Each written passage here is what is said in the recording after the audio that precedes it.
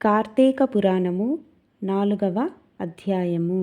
ఈ విధంగా వశిష్ఠుడు కార్తీక మాస వ్రతము యొక్క మహిమ వల్ల బ్రహ్మరాక్షస జన్మ నుండి విముక్తి నొందేదనని చెప్పుచుండగా, జనకుడు మహాతపస్వి తమరు తెలియచేయు ఇతిహాసములు వినిన కొలది తనివి తీరకున్నది.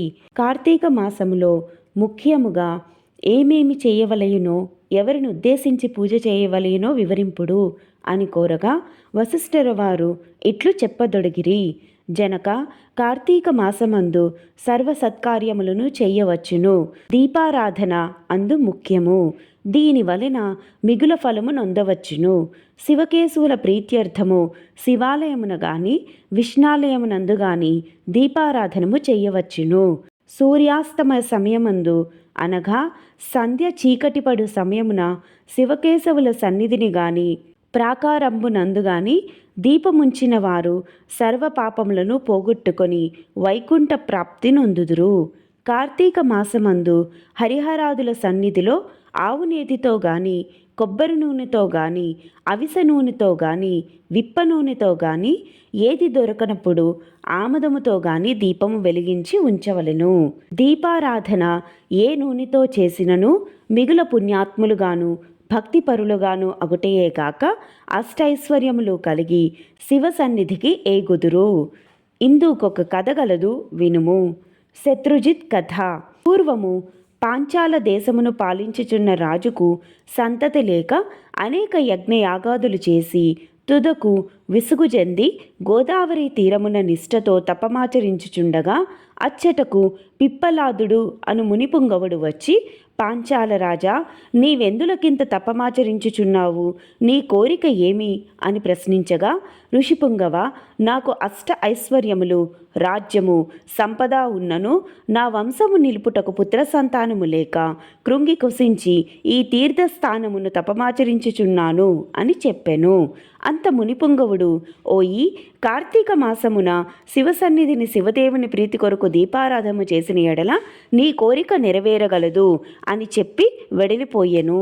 వెంటనే పాంచాల రాజు తన దేశమునకు వెడలి పుత్రప్రాప్తికై అతి భక్తితో శివాలయమున కార్తీక మాసము 1 రోజులు దీపారాధన చేయించి దాన ధర్మాలతో నియమానుసారముగా వ్రతము చేసి ప్రసాదములను ప్రజలకు పంచిపెట్టుచు విడువకుండా 1 దినములు అటులు చేసెను. తత్పుణ్యకార్యము వలన ఆ రాజు భార్య గర్భవతి అయి క్రమముగా 9 మాసములు నిండిన తరువాత ఒక శుభముహూర్తమున ఒక కుమారుని కనెను. రాజకుటుంబీకులు మిగుల సంతోషించి తమ దేశమంతటను పుత్రోత్సవములు చేయించి బ్రాహ్మణులకు దానధర్మములు చేసి ఆ బాలునికి శత్రుజీ అని నామకరణము చేయించి అమిత గారామముతో పెంచుచుండిరి.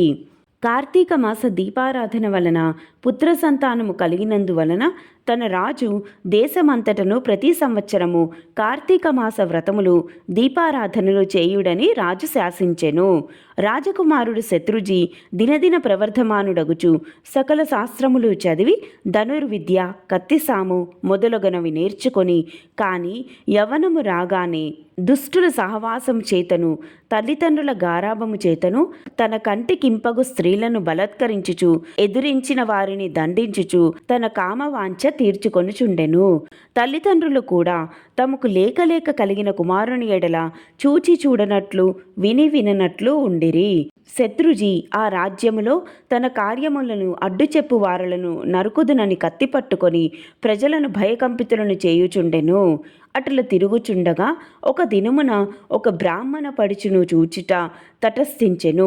ఆమె ఒక ఉత్తమ బ్రాహ్మణుని భార్య, మిగుల రూపవతి. ఆమె అందచందములను వర్ణించుట మన్మధునికైనను సఖ్యము కాదు.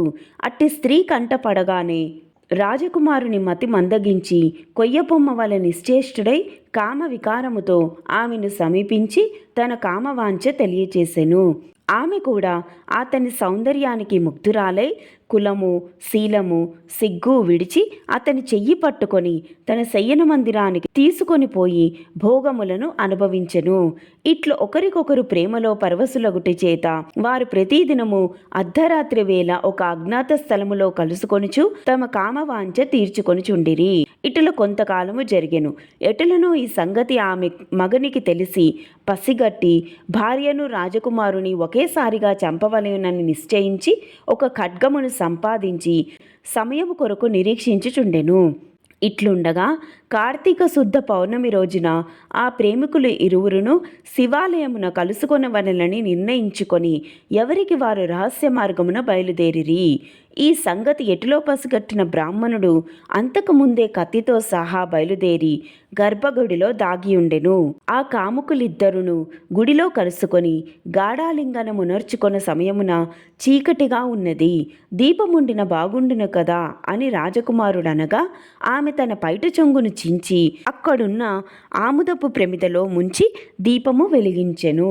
తరువాత వారిరువురును మహా ఆనందముతో రతిక్రీడలు సలుపుటకు ఉద్యుక్తులగుచుండగా అదే యదునుగా ఆమె భర్త తన మొలనున్న కత్తి తీసి ఒక్క వెరేటుతో తన భార్యను ఆ రాజకుమారుని ఖండించి తాను కూడా పొడుచుకొని మరణించెను. వారి పుణ్యము కొలది ఆ రోజు కార్తీక శుద్ధ పౌర్ణమి సోమవారము అగుట వలనను ఆ రోజు ముగ్గురును చనిపోవుట వలనను శివదూతలు ప్రేమికులు ఇరువురిని తీసుకొని పోవుటకు యమదూతలు బ్రాహ్మణుని తీసుకుపోవుటకు అక్కడకు వచ్చిరి. అంతా ఆ దూతలను చూచి బ్రాహ్మణుడు, ఓ దూతలారా, నన్ను తీసుకొని వెళ్ళుటకు మీరేలా వచ్చినారు? కామాంధకారముతో కన్ను మిన్ను తెలియక పశుప్రాయముగా వ్యవహరించిన ఆ వ్యభిచారుల కొరకు శివదూతల విమానములో వచ్చుటేలా చిత్రముగానున్నదే అని ప్రశ్నించెను.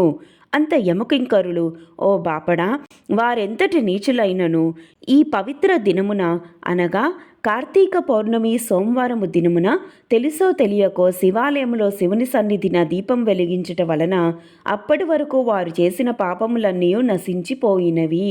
కావున వారిని కైలాసమునకు తీసుకొని పోవుటకు శివదూతలు వచ్చినారు అని చెప్పగా ఈ సంభాషణమంతయు వినుచున్న రాజకుమారుడు, అలా ఎన్నటికి జరగనివ్వను.